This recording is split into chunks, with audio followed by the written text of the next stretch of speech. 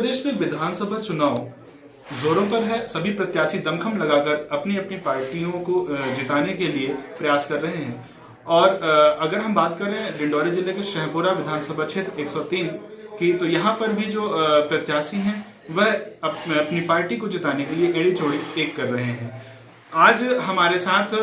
Studio पर मौजूद हैं आम आदमी पार्टी से शहपुरा विधानसभा क्षेत्र 103 के प्रत्याशी अमर मार्को जी। इनसे हम चर्चा करेंगे और जानने की कोशिश करेंगे कि किन मुद्दों को लेकर ये जनता के बीच आए हैं और इनकी क्या रणनीति है। तो हमारे साथ है अमर सिंह मार्को जी। अगर शहपुरा विधानसभा की बात की जाए तो लगातार यहाँ पे भाजपा और कांग्रेस की पार्टी का कब्जा रहा है। आप यहाँ पर किन मुद्दों को लेकर जनता के बीच जा रहे हैं और उनसे चुनाव में वोट मांग रहे हैं? सबसे पहले आप सभी लोगों को मेरा नमस्कार, जय हिंद। देखिए, क्षेत्र के लिए और शहपुरा विधानसभा जो प्रत्याशी बनके मैं जो आम आदमी पार्टी का मुझे प्रत्याशी बनकर यहाँ पर भेजा है, यहाँ बहुत बड़ी बड़ी मुद्दा हैं और उन मुद्दों को अपन को कैसे सामना करना है, लोगों के सामने कैसे जाना है। यहाँ पर सबसे पहले तो ये है कि शहपुरा विधानसभा इतना पिछड़ा हुआ क्षेत्र है, आदिवासी क्षेत्र है और यहाँ पर शिक्षा, स्वास्थ्य, बेरोजगारी,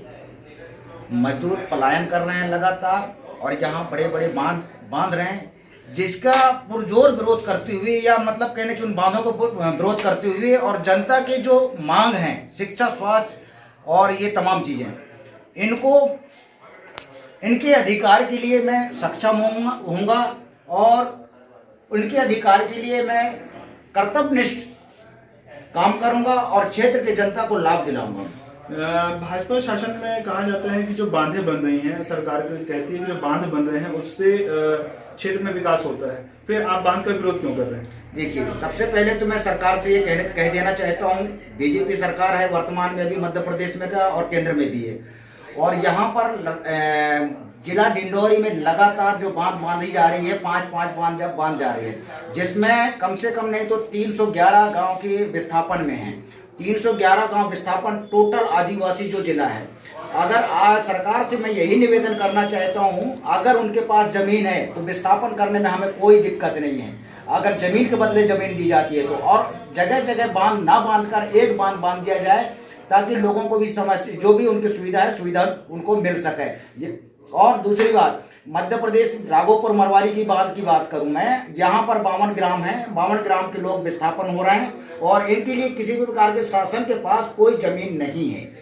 आपके सामने जो है भाजपा के राष्ट्रीय सचिव ओम प्रकाश जी हैं, कांग्रेस से वर्तमान विधायक मरावी जी हैं, गोंडवाना भी यहाँ पर काफी दमखम दिखा रही है। ऐसे में आप इन पार्टियों का मुकाबला कैसे करेंगे? देखिए, बहुत आसानी हो रही है मुझे इनके साथ मुकाबला करने में, क्योंकि मैं देखिए मेरा जो सिस्टम है काम करने का, जो तरीका है, जनता के सामने मुझे कैसे पेश होना है, जनता को कैसे आगे हमको उठा के लेके चलना है साथ में, ये मुझे आसान, बहुत बड़ी आसानी, बहुत खुशी होती है मुझे इनके साथ चुनाव लड़ने में, क्योंकि दोनों भ्रष्ट पार्टी यहाँ पर मेरे सामने है। रही गोंडवाना की पार्टी की बात, गोंडवाना पार्टी की बात रही, मैं भी एक गोंड समाज के व्यक्ति हूँ और मेरे साथ भी गोंडवाना पार्टी के 50% वोटिंग अभी वर्तमान विधानसभा क्षेत्र 103 में मुझे वोटिंग होने वाली है। और रही बात भाजपा की, तो यहाँ पर जो गद्दावर नेता हैं ओम प्रकाश धुर्वे जी, यहाँ के क्षेत्र के जनता के साथ इतने उन्होंने छलावा किया है, इतने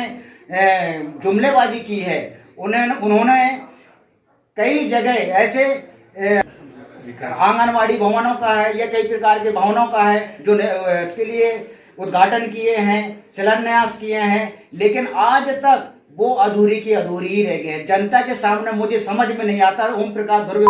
चाहिए, मैंने जो वादा किया था वो वादा कंप्लीट नहीं हो पाए, पूर्ण नहीं हो पाए हैं, लेकिन मैं ये जानता हूं कि ये सत्य के भूखे हैं, सत्ता के भूखे हैं। ये लगातार जनता का शोषण किए हैं और आदिवासी जिला के नाम से इनने काफी छलावा किया है, तो इस बार जनता इनको सबक सिखाएगी। रही बात कांग्रेस की, तो कांग्रेस में तो मुझे कोई विकास नहीं दिख रहा है भूपेंद्र भाई का,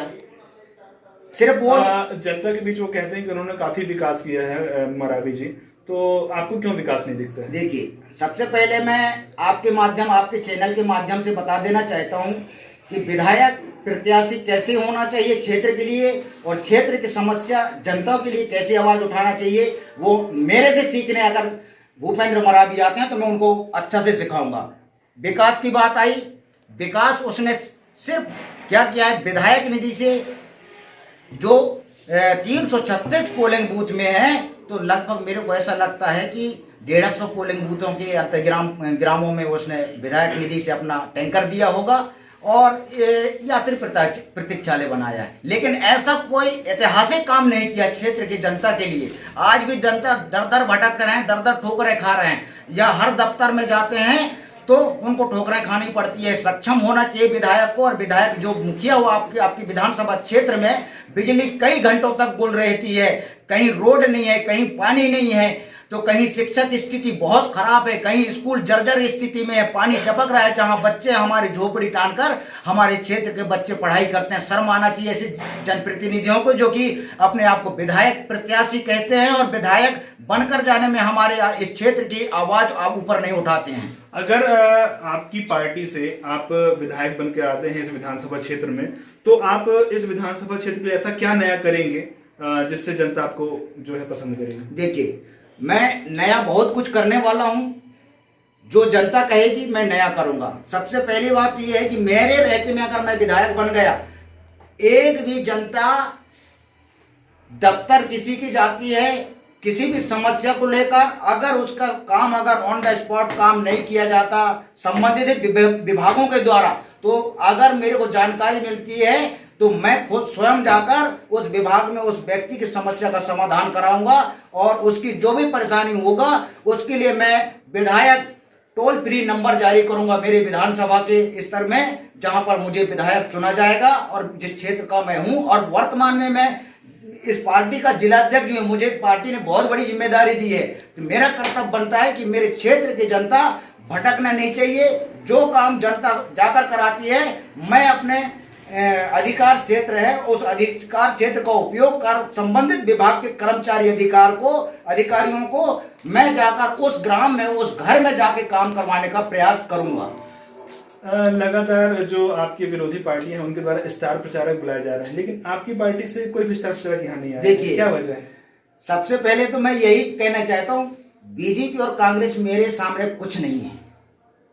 क्योंकि मैं एक बहुत गरीब परिवार से आता हूं और मैं संघर्ष काफी लंबे समय से समाज के लिए कर रहा हूं। मुझे स्टार प्रचारक की जरूरत नहीं है,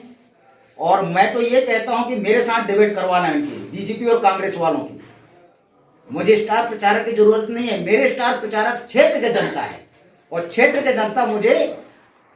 चुनाव में उतारी है और अच्छे भारी मतों से चुनाव जिताने के प्रयास में मेरे कार्यकर्ताओं के साथ में आज भी लगे हुए हैं। तो हमारे साथ थे आम आदमी पार्टी के विधायक प्रत्याशी ओमर मार्को जी। इन्होंने बताया कि इन्हें स्टार प्रचारक की जरूरत नहीं है, इनकी जनता जो है वही स्टार प्रचारक है और वो इनका प्रचार कर रही है, और ये भारी मतों से जो है इस विधानसभा क्षेत्र में अपनी जीत हासिल करेंगे, और जीतने के बाद ये जनता के लिए कुछ ऐसा नया करेंगे, ये दिल्ली मॉडल यहाँ पे लागू करेंगे ताकि जनता की जो समस्याएं हैं वह इस क्षेत्र से दूर होंगी। कैमरामैन संदीप के साथ अखिलेश झारिया, डिंडौरी खबर।